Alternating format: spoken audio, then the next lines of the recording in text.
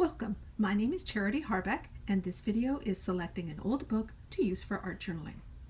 As you can see as I pan along here, I have all different sizes and shapes that I use for my art journal.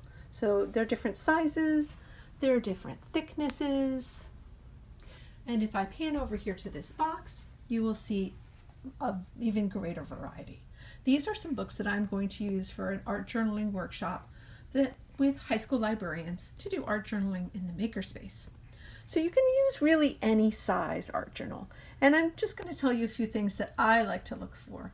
But again, it's art. These are the rules that are meant to be broken. So first of all, let me start with this big fat book. So here is that big flat book. The big fat book is glued binding. So right here, you can see it's very flat and you can see the little bead of glue and the pages all look very uniform. This is fine for a book in the library or one that you're going to read.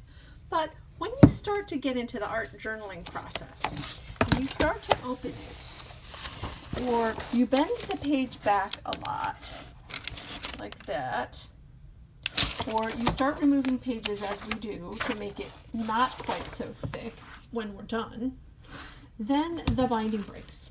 That's the binding right here, and pages start to fall out. So you're really not going to want your finished art journal to have pages falling out. So this is not the best selection for a book to use. The next book I'm going to show you has a sewn binding. You can often tell sewn bindings, they often have this little bit of cloth on here, and you can tell that their pages are sort of separated. That's because these things right here, how they're each little round thing is called a signature, and each one is a group of pages that are sewn together. So if I go to the center of one of these pages and really hone in on it, you'll see, let me get my finger in here, you'll see that it's got a stitch in here that's sewn. Let me see if I can show it a little better. Oh, I'm on the wrong page, that's why. You have to be absolutely at the center of the signature to see this sewing. Oh, even better. So here you can see there's the thread. It's sewn. And what this means is that each two pages, it's actually two.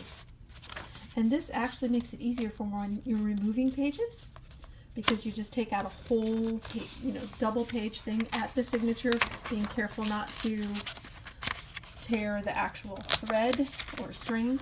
And this allows you to thin out the book without ruining the binding. Here's an example of one that I've done.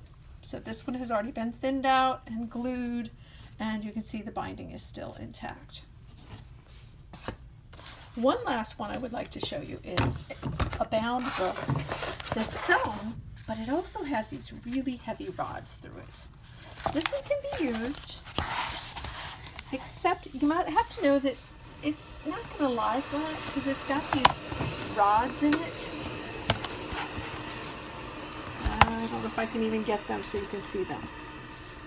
It's got these rods down in here to reinforce the binding, which makes it open up, not all the way. It kind of opens up strangely, and it won't stay flat. It just closes. So not a bad book to use. You can still tear the pages, the binding will stay tight, but for ease of use, I don't like these as well. So those are the three options. Glued, but be ready, it might fall apart. Sewn, my preferred, so when you rip out pages, it doesn't fall apart. You can see this one doesn't have that ribbon, but it still has the signature, so you can tell by the bumps. And then the sewn, and I don't even know what the correct term for that metal rod is, but that is the one that makes the binding a little awkward. Your choice, your art.